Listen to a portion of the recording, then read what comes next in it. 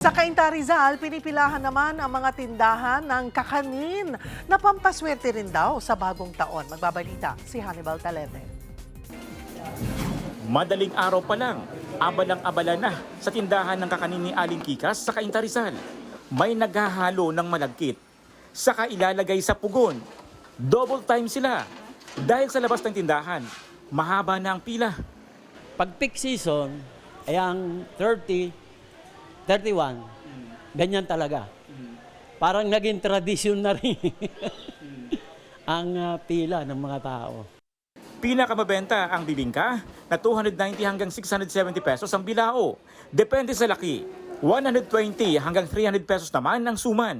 120 pesos ang kutsinta at pichi-pichi.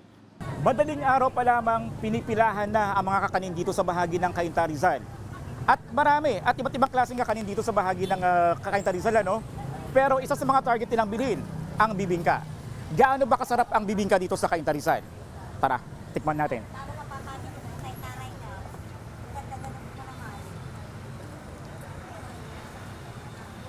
Latik pa lamang, lasang-lasa na ang sarap.